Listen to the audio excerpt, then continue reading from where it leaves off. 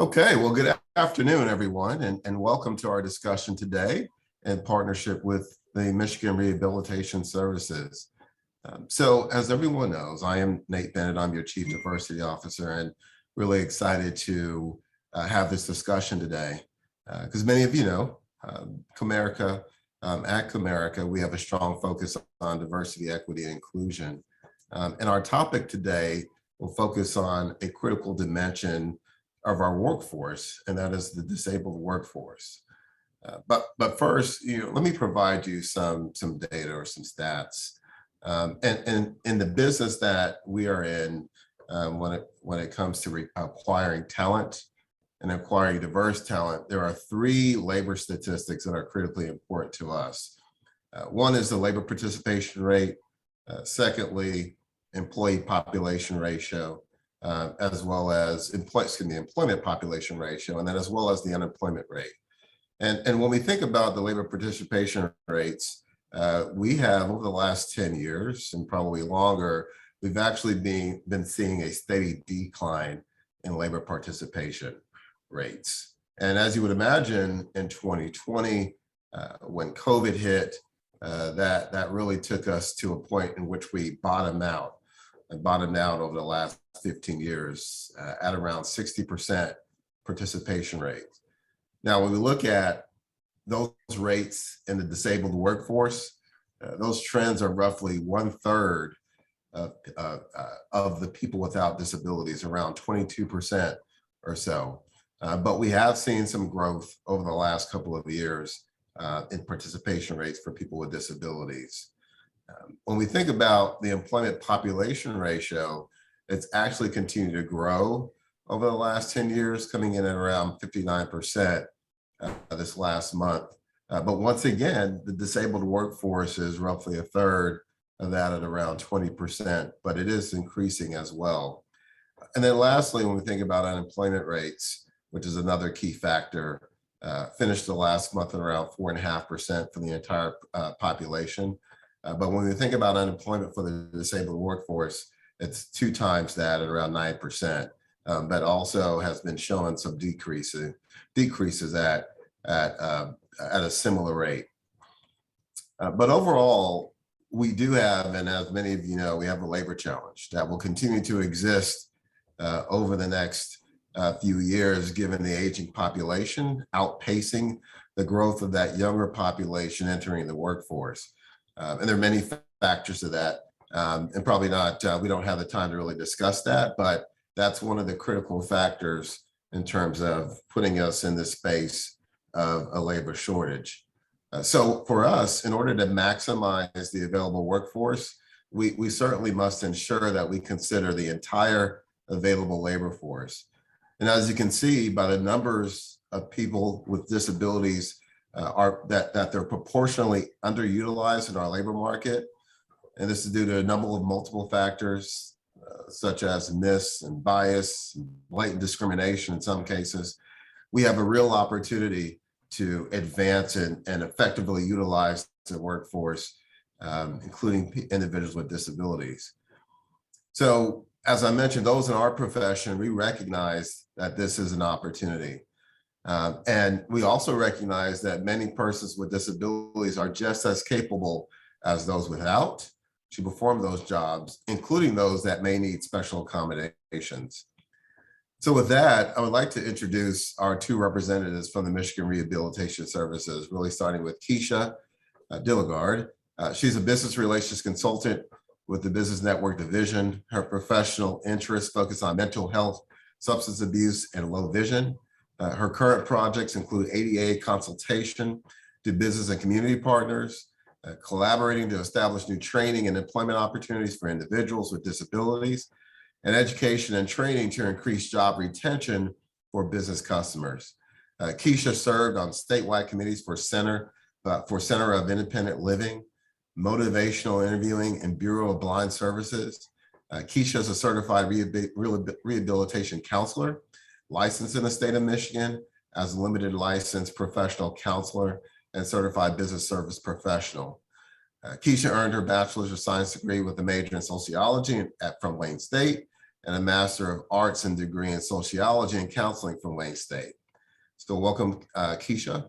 And then our next presenter, Gary Holick, is also a business relations consultant with the Business Network Division for Michigan Rehabilitation Services. His professional interests focus on labor market information, disability awareness, rehabilitation technology, assistive technology, and workplace accommodations.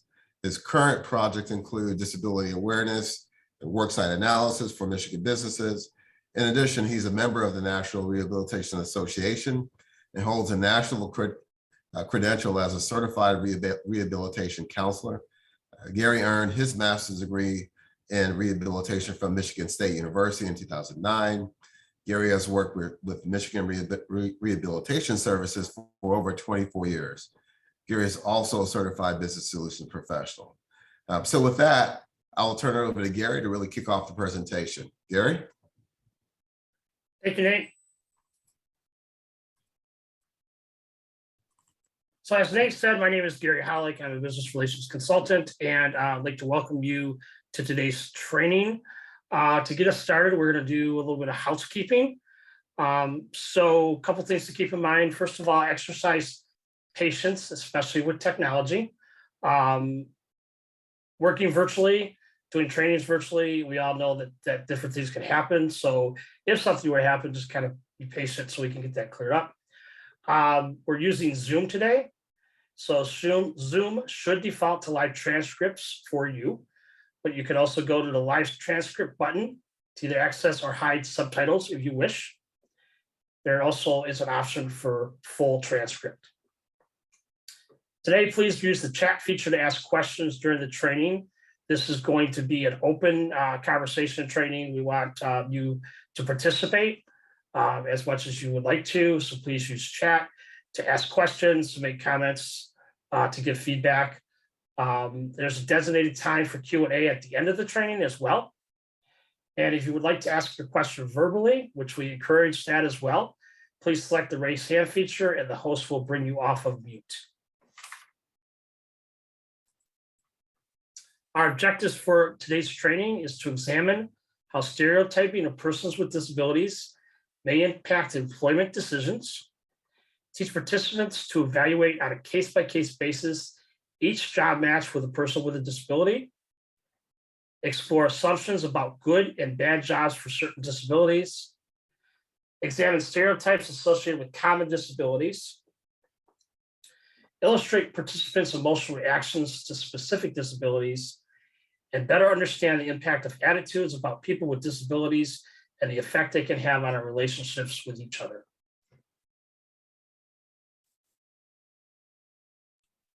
Okay, thank you, Gary. So let's get started. So this first exercise involves the evaluation of job matches with individuals with disabilities. We are going to first look at a list of jobs that are available for candidates. Then we're going to go look at a list of candidates and a brief profile about them. Based on the available jobs and the various candidates, we are going to determine which is the most likely job match for a person with a disability and which is the least likely job match for an individual with a disability. So as you see on the screen, the candidates' profiles are listed here, and they are legal blindness, who is Sue, dyslexia, Joe, cerebral palsy, Alicia, intellectual disability, Ray, bipolar disorder, Tom. So for the next 10 slides, we're going to see different disabilities presented. Based on those disabilities, we're going to determine the least likely job match and the most likely job match.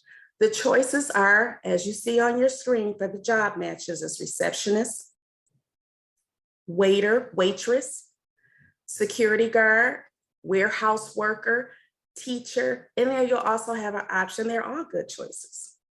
Now, once we start with the next slide, I would like for everyone to be courageous and participate and share as well as we go through this exercise. Next slide, please.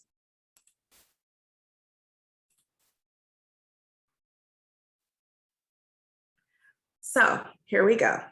What is the least likely job match for a person with an intellectual disability? Your poll has started, and your choices are receptionist, waiter, waitress, security guard, warehouse person, or teacher. Go ahead and make your selection. The least likely job match.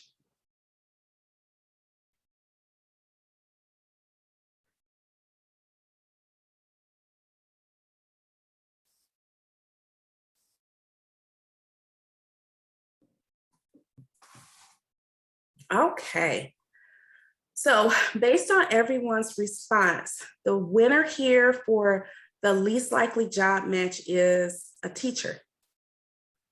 We have 75% who believe that teacher is the least likely job match for an individual with an intellectual disability. With warehouse worker receiving 2%, security guard 18%, and waitress, waiter 3%, and receptionist 2%. Now, you are able to unmute yourself. Is there anyone who would like to share why they made the selection they made?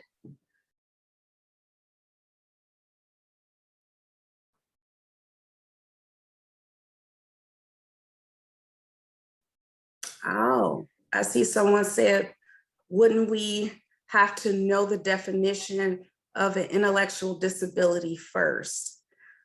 Why would that be important?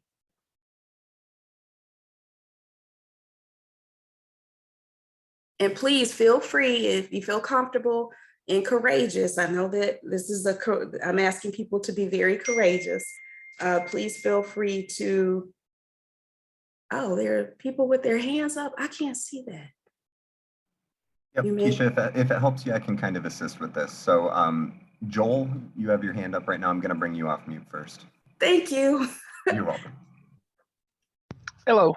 I just put this in the chat too. I think for each of these, we'd have to know the severity for each person, because there's different levels to each disability. But for a teacher, I was assuming, just say it's at the midpoint.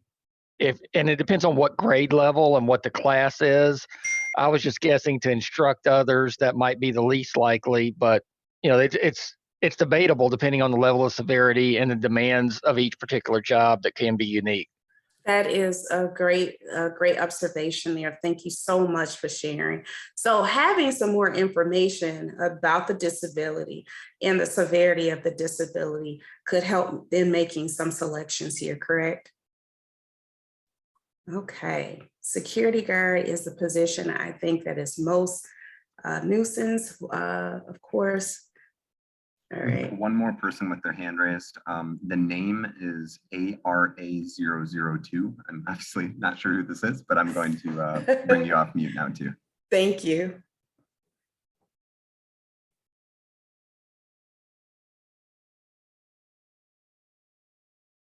Uh-oh.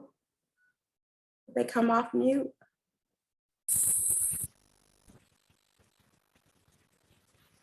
Okay. Well, thank you, Tyler, for that. And I'm sorry that we weren't able to hear that individual. But guess what? We have many more choices. So I'm going to continuously ask you guys to please share your thoughts. So we're going to go to the next slide. Okay. Which is the most likely job match for an individual with an intellectual disability? Your choices are still the same, but now we're looking at the most likely.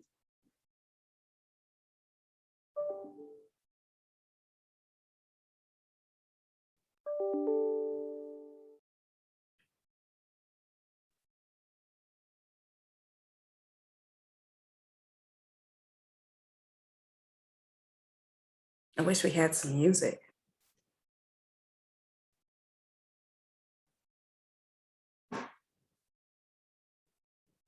Awesome, thank you. So it looks as if a lot of people believe, 77% believes that the most likely job match is intellectual disability. And then some people said 9% for receptionist and waitress, waiter.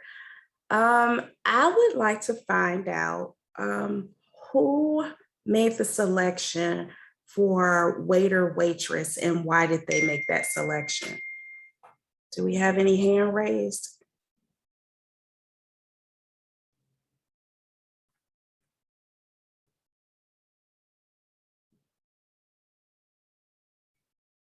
Oh, is this, someone said in the chat, good point, Anthony. Yes, thank you, Gary, for that. Do we have anyone that's willing to share? No hands raised at the moment, Keisha. Okay. Okay, well, we'll move on,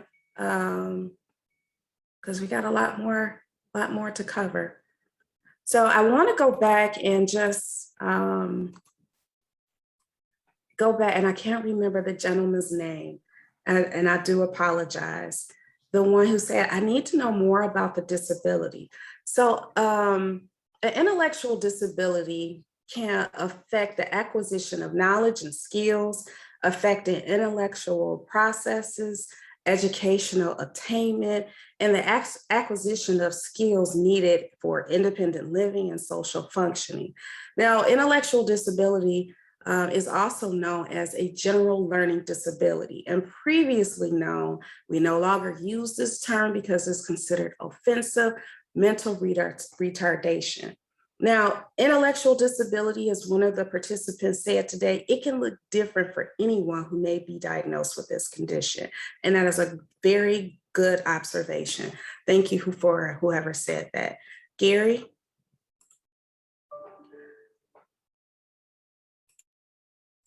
Okay, so moving on to our next poll. What is the least likely job match for a person with legal blindness?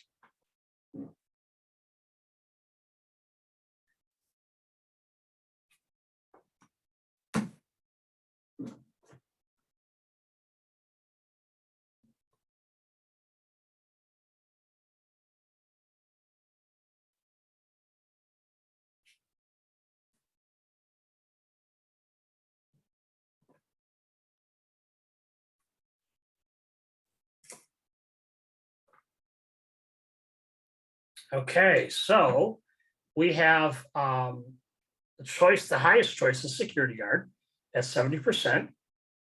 And then we have, next would be waiter, waitress coming in at 16%, warehouse person and receptionist 6%, and teacher at 1%. Would anybody like to share what their thoughts are on their other choices and why? You can do so verbally, or you can do so in chat.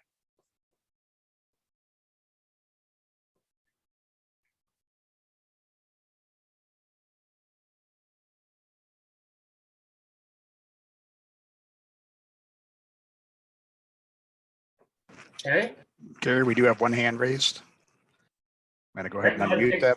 yes, please. Right. They're identified as VTC 619. Go ahead. Well, I Ask them. picked security guard because of the fact of the nature of the job. It takes more than just, you would need more than just being able to see, but you need to see, I'm sorry, not to see, but you need to see clearly on what's going on. Because to be a security guard, you got to have hands-on and visual. And when if you were blind, that would be legally blind, that would be kind of hard because you're limited. You can't see all the way around you. You can't see that 365-degree turn. Okay, thank you. Thank you for that feedback. We also have another hand raised from Sandy. Okay, go ahead.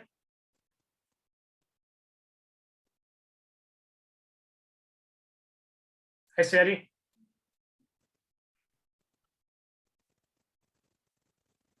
Go ahead, Sandy, you're unmuted.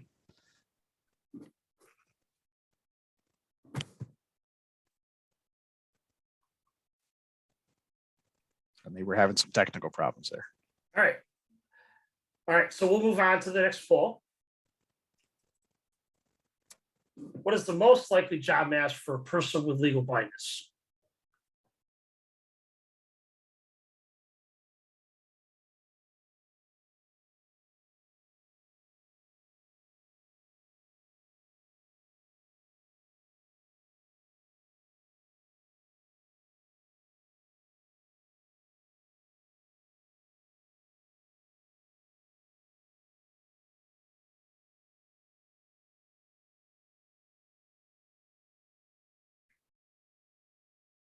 Okay, the polls come back. 51% receptionist, 41% teacher, 8% warehouse person, and nobody thought that somebody that was legally blind could be a waiter, waitress, or a security guard.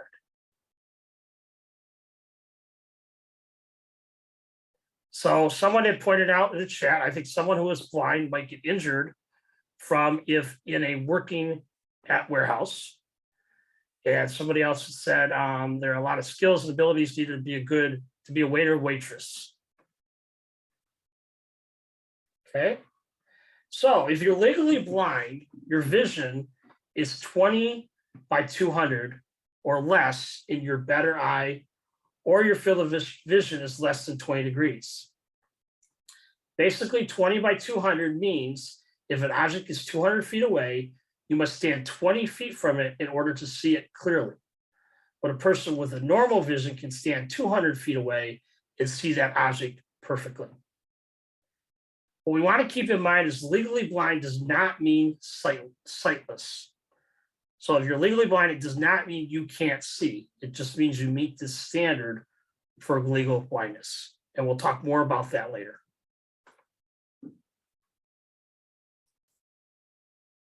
Okay, moving on to the next poll. With, what is the least likely job match for a person with cerebral palsy?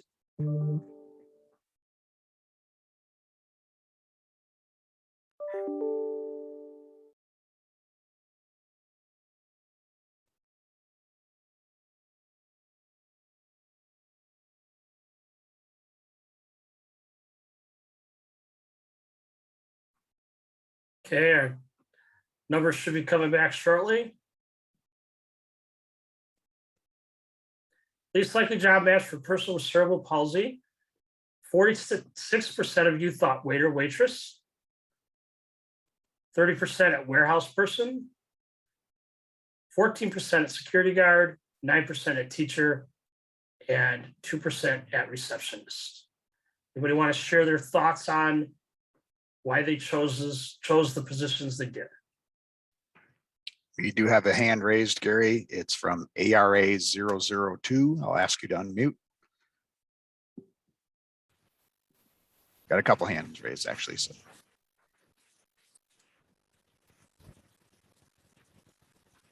Go ahead, whatever. ARA 002. ARA 002.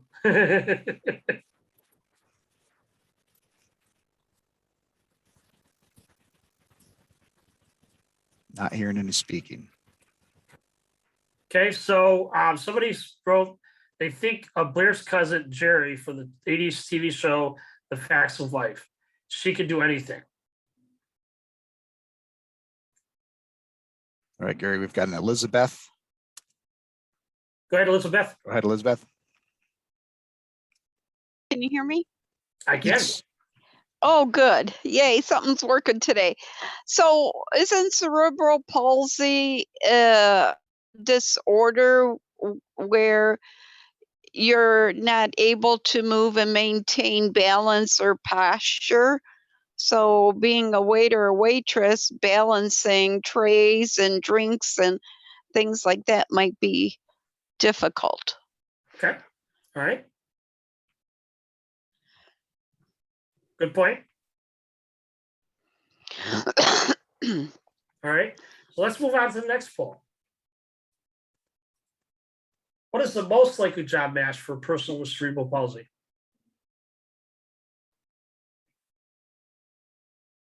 Receptionist, waiter, waitress, security guard, warehouse person, or teacher?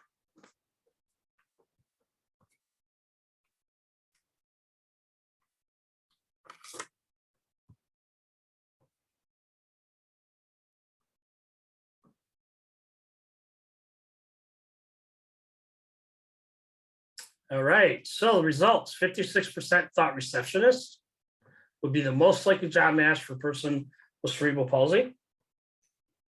35% said teacher, 5% said warehouse person, 3% said security guard, and 2% said waiter, waitress. Cerebral palsy is a group of disorders that affects a person's ability to move and maintain balance and posture. CP is the most common major disability in childhood. Cerebral means having to do with the brain, and palsy means weakness or problem with using the muscles. Cerebral palsy is a non-progressive disorder. This means as children get older, their CP will not worsen. Symptoms of cerebral palsy can range from minimum to severe. This is very important. They can include seeming to have stiff or floppy, seeming to be too stiff or floppy. They call that hypotonia, weak arms or legs, fidgety, jerky, or clumsy movements, random, uncontrolled movements, muscle spasms, shaking of hands, tremors. As with any disability, there is a range of symptoms that people with cerebral palsy might have. Severe cerebral palsy. Some people that have cerebral palsy, you might have difficulty seeing that they have issues. Other people might be using a wheelchair for mobility because of their balance issues.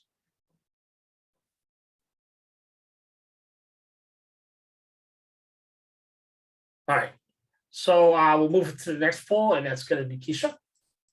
Okay, thank you, Gary.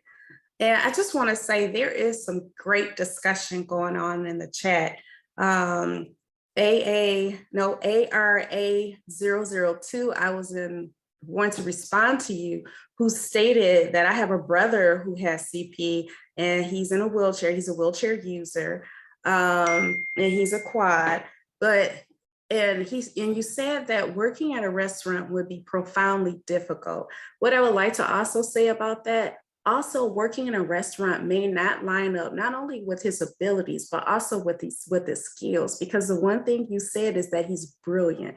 So also making sure that although restaurant, he may not be able to do it, but it also may not be a good fit based on his abilities and skills. So thank you for sharing that. Also, let's move on.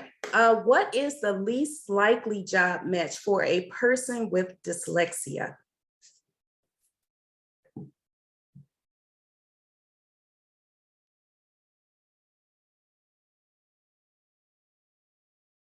So should be coming in shortly. Excuse me.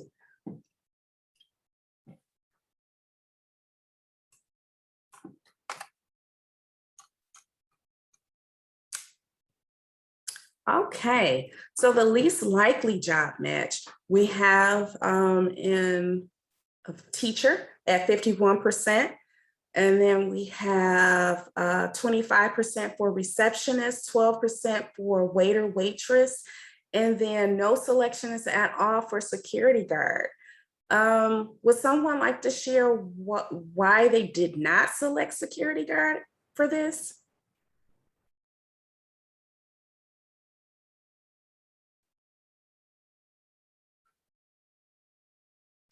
Keisha, we do have one hand up, but it was up before from ARA 002. Okay. Do we think ARA 002? Oh, thank you, Walter. We will definitely define dyslexia for you in just a moment. Go ahead, ARA 002, if you have the capability to speak on the webinar.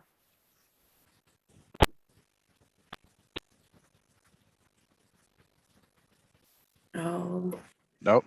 maybe not. Okay. All right, we've got 4 other hands raised. Let's go down to Sandy. Awesome. Thank you.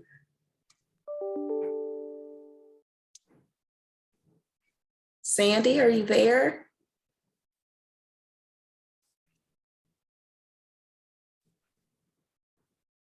Okay.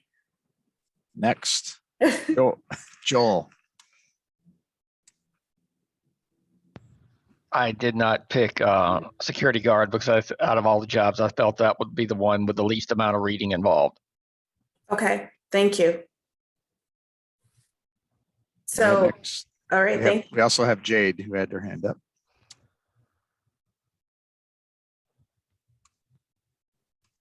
Jade, are you there? Can you hear me? Yes. Hi. So I think a lot of times it's the same as the previous comment, which is that you would think there's not very much reading that's needed for that job. However, I feel like it could be applicable as a difficult match, because I feel like the times that when reading is needed in that job, it's usually something of high priority, like if there was an incident and you needed to take down a license plate number or something like that. Having dyslexia could pose very difficult to give accurate information. Oh, thank you for that. Great point. Thank you. Was there anyone else that had any other comments regarding this before we move to the most likely job match?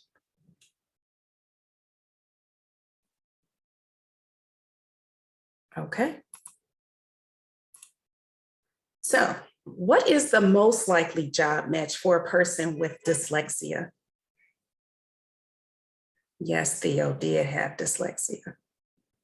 Thank you, Anthony. I am loving the TV things that are coming through the chat.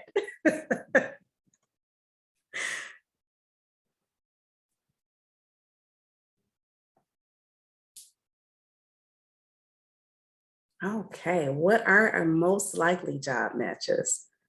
Oh, look like, the group is a little divided here. So 33% thought warehouse person was the most likely job match. And then waiter, waitress with 24%. And then who's next? 13% teacher, 11% receptionist. Did I miss anybody? 20% security guard. Okay. I am really interested in hearing from you guys why you chose what you chose, because you all are kind of divided here. So is there anyone who would like to share why they chose what they chose?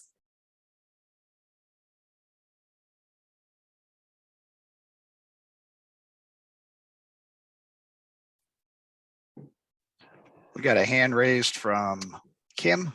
Go ahead, Kim.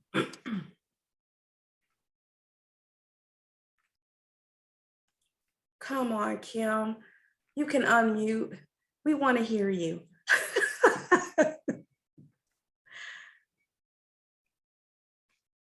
Oh.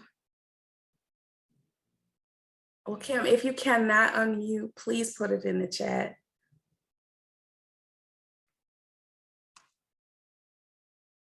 Less numbers and less reading for security guard. Thank you. Someone else chose teacher. Okay, so do we have anyone else with their hand raised? No other hands raised. Okay, so I want to give you the definition of dyslexia. And because I saw a lot of that in the chat as well, a lot of people were saying, I don't even know what that is. So dyslexia is a learning disability which affects skills which involve your reading, spelling, and writing. Dyslexia is also characterized by defects in accurate and fluid word recognition. Individuals may struggle with word recognition, decoding, spelling, and reading comprehension is sometimes impaired due to the difficulty with word reading skills. So I hope that helped people understand what that might be, what dyslexia might be. Any questions at all regarding that? Because there was a lot of conversation about that.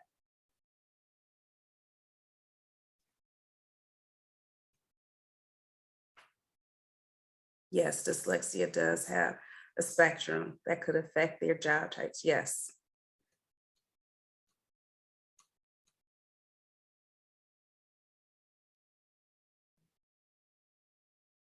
Is dyslexia a disability that has treatment options?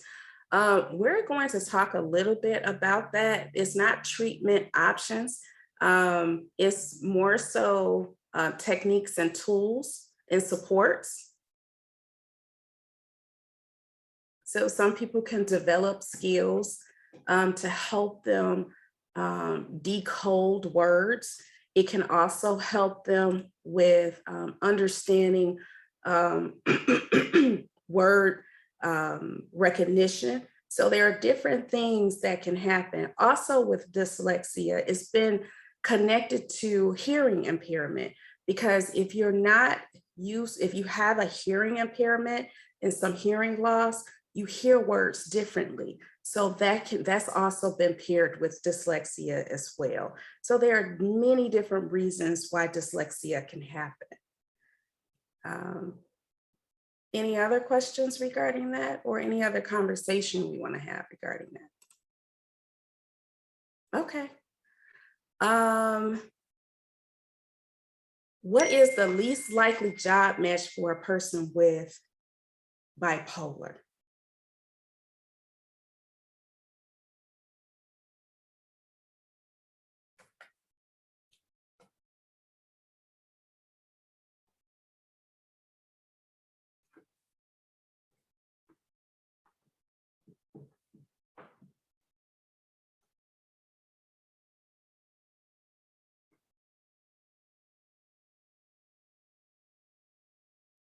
Okay.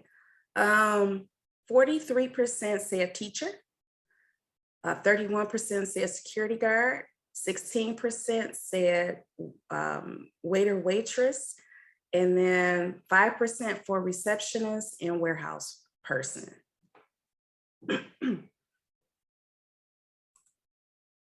Next slide. What is the most likely job match for an individual diagnosed with bipolar disorder?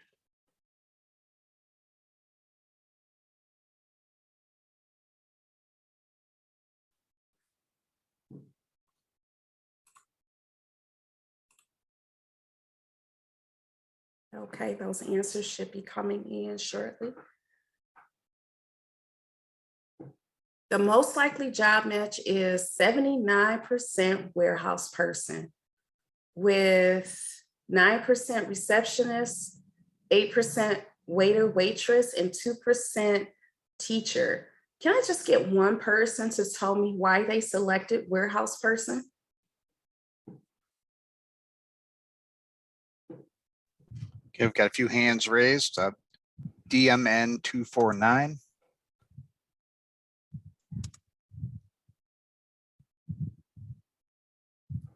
Are they able to unmute? Giving them the ability. Can you hear me? Yes. Yes. Perfect. I chose it because for me, bipolar is very highs, very, very highs and very, very lows. And for me, I think it would be something that I would want to do by myself. So with a warehouse, most of the time you're going and getting things and picking jobs. So it's not as much person to person. So that reaction of my highs and my lows may not be so noticeable to others. Oh, thank you for that. Thank you for that. Great point. We've got a few more hands raised. Well, I can only take one. I want to be respectful of our time, and I am enjoying the conversation. But I do want to provide a definition for you guys for bipolar disorder, and thank you so much for sharing. So it's formally referred to as manic depression. It is a mental health condition that causes extreme mood swings that include emotional highs, mania, and hypomania, and the lows is just depression. When someone becomes depressed, they may feel sad or hopeless and lose interest or pleasure in most activities. Now I'm going to turn it over to Gary.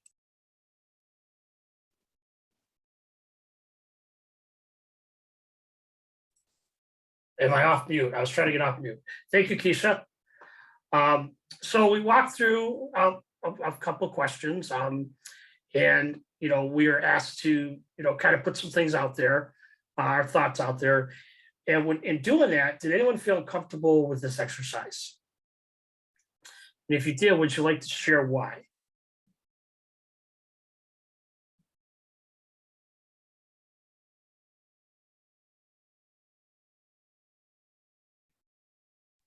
Excuse me, DMN yes. 249 has a hand raised, DMN 249. Okay, go ahead. I felt very uncomfortable on answering a lot of these because we were putting a predetermined requisition based upon one word and not really judging the person. Great, awesome. Thank you for that. Sometimes there was more than, a lot of stuff popping up in chat.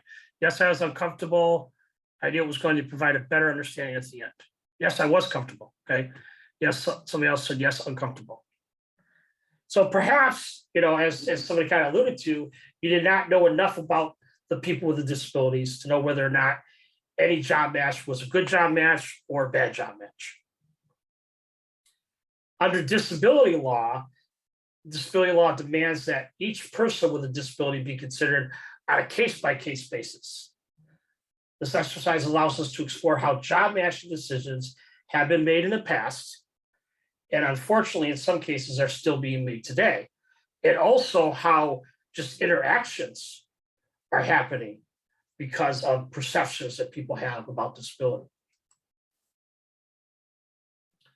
When you were considering which jobs a candidate would most likely be able to do, you may have thought the disability causes no real concern or has no detrimental impact on their ability to do the job. The disability seemed to fit the job, is what some people might think. When considering which job a candidate would be least likely able to do, you may have thought the disability causes direct concern about how someone with that disability can do the job.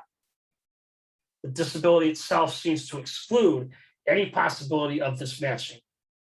No accommodation would allow them to do the job. In the past, selecting jobs or job matching of people with disabilities often followed this type of thinking or criteria. Employers often place people with disabilities in jobs that presented the path of least resistance. The perfect wheelchair job for existence. Disability employment laws demand that decisions to hire or not hire include consideration of the potential for overcoming barriers to employment. When dealing solely with inability, employers will deselect rather than hire a person with disabilities. Fears and concerns that cause some of us not to hire people with disabilities are often based on misunderstandings, stereotypes, and our own personal perceptions about disabilities. We must remember to leave our personal perceptions out of the interaction and deal solely on a case-by-case basis with all potential job candidates, whether they have a disability or not. Now, Keisha is going to share with us some additional information about our candidates. Thanks, Gary. So what I kept seeing in the chat is, can I get more information? It would be nice to have more information. So here you go. So Sue, who has been diagnosed with legal blindness, is legally blind in the right eye and has a 20-degree field of vision in the left eye, which is known as tunnel vision. Now, Sue lost some of her visual fields while retaining vision in central areas, which has led to her wearing corrective lenses, which has increased her vision in both eyes. Now you have Joe, who's been diagnosed with dyslexia, has over time developed coping mechanisms and worked as an Air Force instructor pilot for over 20 years. His coping mechanisms include always writing things down, either on a Post-it note or a to-do list. The most important thing, though, is he got into the habit of constantly referring back to his notes. Not only did this help with remembering things, but it also helped with scheduling. Being an Air Force pilot instructor required him to have a very strict schedule. Ashley, who's diagnosed with cerebral palsy, known as CP, has a minor impact. It affects her left side of her body. She is right-handed and has minor tremors in her hand. All right, so with Ashley, she needs no accommodations to do her work tasks. Ray is diagnosed with intellectual disability. has an IQ of 70, and he has completed a carpentry apprenticeship program. Now, during his training and internship, he learned to use several adaptive equipment to help him with his writing, spelling, and math, and can use the same equipment for employment. Tom has been diagnosed with bipolar disorder. His condition is controlled by medication, and he only becomes nervous when working with large groups of people. Tom has a modified lunch break to avoid the lunch crowds. So I asked, knowing this information, would your choices have been different? And please tell us how. Have anybody who want to share?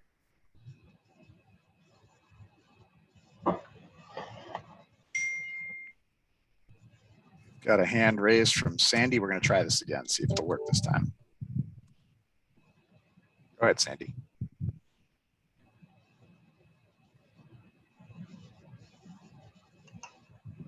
All right, doesn't look like that's going to work. Sorry, Sandy.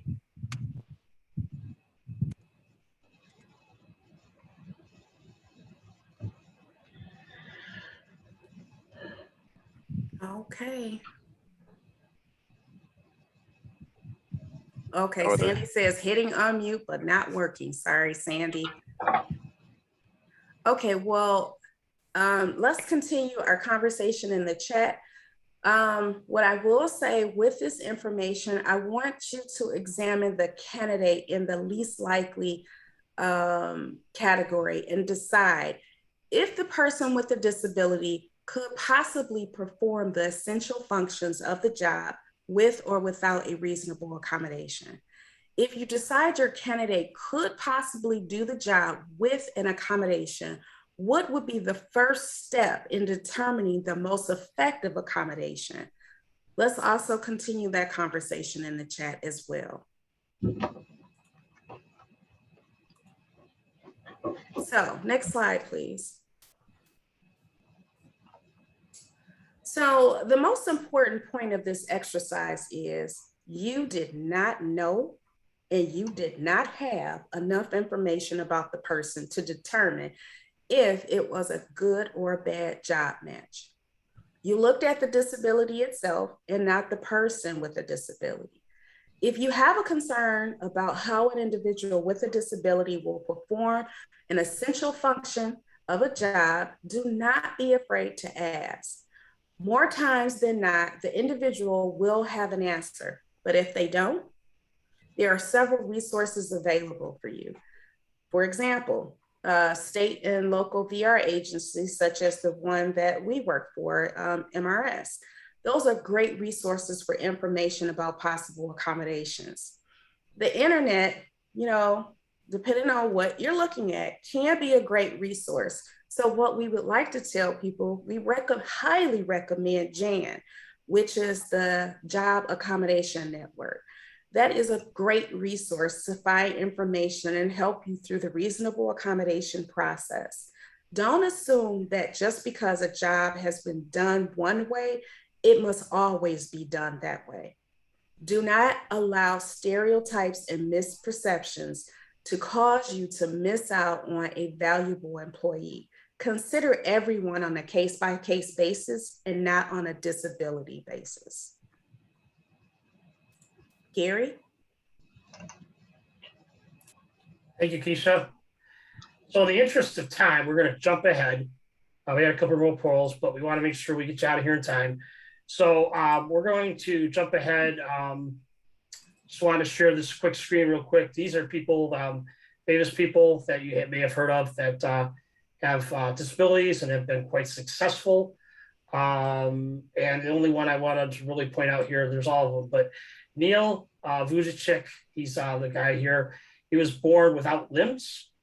And he is a founder of Life Without Limbs, an organization for people with physical disabilities. Claims as a child he suffered ridicule and discrimination, but with time he learned to see his own potential. He's currently a motivational speaker and does talks all around the world. He's written several books, and is a regular on talk shows and TV programs.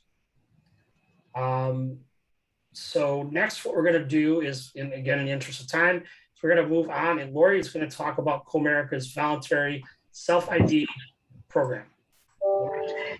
Thank you, Gary. Hi, everyone. I oversee our affirmative action and EEO compliance for the bank.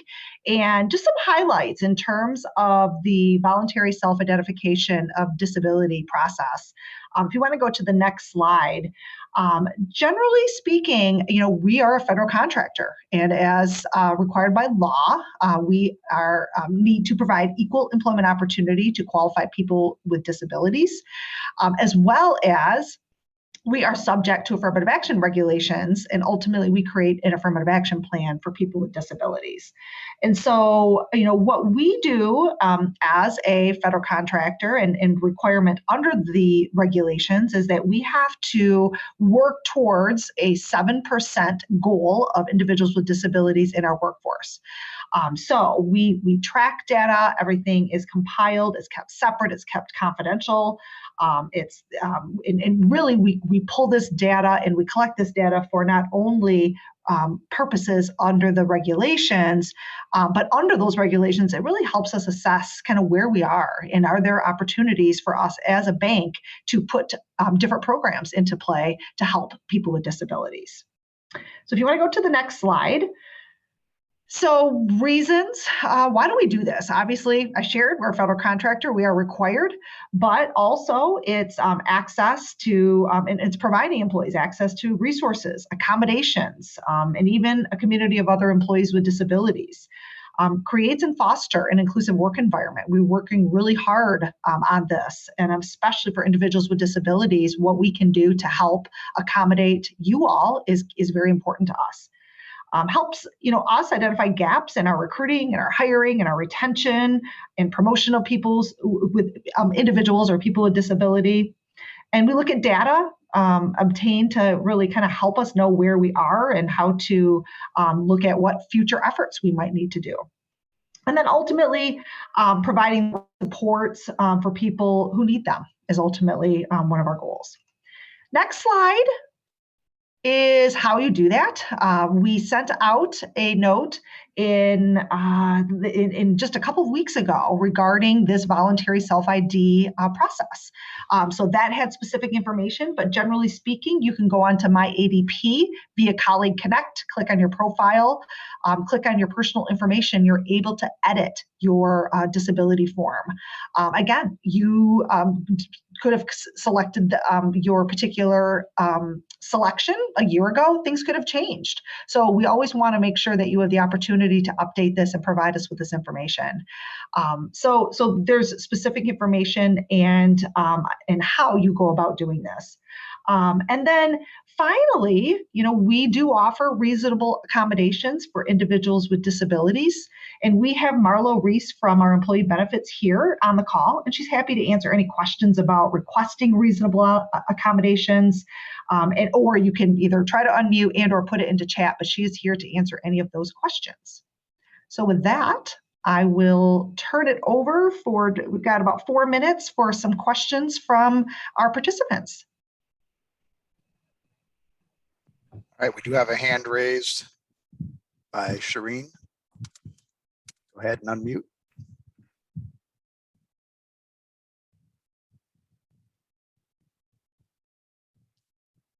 We cannot hear you, Shireen. If you can talk, go ahead.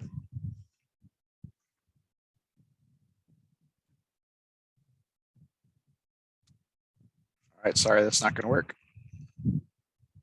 Okay, thank you, Craig. Sheree, you want to put that in question in chat? Does anybody else have any other questions? It says the host has muted her. I don't know if that's on your end or their end or. So somebody put NLD 583, Lori had asked, worried about confidentiality, can filling out this form be held against us? Thank you for the question, and absolutely not. Again, this is utilized from a positive kind of looking forward perspective. So from an affirmative action perspective, really looking at who we have in our workforce just in terms of numbers and percentages. So we don't associate name necessarily, but it really helps us look at where we are from a percentage perspective as an organization. What do we need to do to help us improve those numbers? Because we want to continue to see our numbers of individuals with disabilities grow within our organization. So that's really what we're utilizing this for. And the requirements under the regulations, again, just asks us to look at numbers from a percentage perspective and develop programs to help improve those numbers. So hopefully that answered that. And Lori, this is Keisha. Do you want to talk about being a federal contractor? What does that mean again? Because in working for a working with an employer who is a federal contractor. Yes, great question. So just to really kind of put this very broadly, because that gets pretty detailed, but yes, so Comerica is a federal contractor. So as a bank, we are considered a federal contractor, and as such, since we do business with the federal government, we have requirements under the law to ensure that we have an affirmative action program for women and minorities, as well as veterans, and then also individuals with disabilities. So there's a specific law that we have to follow. It's Section 503 of the Rehabilitation Act, and a lot of requirements under that law. But one of those is to ensure our employees have the ability to voluntarily self-identify as an individual with disability, and to ensure that we do good faith efforts to continue to recruit and hire and promote individuals with disabilities. Hopefully that's clear enough from that perspective. Yes, it was. Lori, somebody had asked if in regards to mental illness, disability, is there specific forms required? In terms of filling out the self-ID form, the form itself has some specific examples, but you make the decision as an individual if that is, from your perspective, and you are considered disabled from your view, select that on the form. So it really is kind of a personal decision, but the form itself does have specific categories that will help in terms of making that decision. And somebody addressed negative consequences. I think you've addressed that. There aren't negative consequences with volunteering self-ID. Somebody had asked, what do we consider reasonable accommodations? You could take that, or I could take that from a general standpoint. Yeah, if you want to take that, or I don't know if Marlo wants to jump in from our standpoint, but if you want to start, Gary? Yeah, from a general standpoint, reasonable accommodation is something that can be put into place to help someone do the job just like anybody else would. And by reasonable, it means it's not something that would cause an undue hardship to the company to put it into place. So reasonable accommodations are determined on a case-by-case basis. Everything's individualized. It's what that person might need and what can be put into place to help them do their job, just like they maybe did before, or just like other people do their job.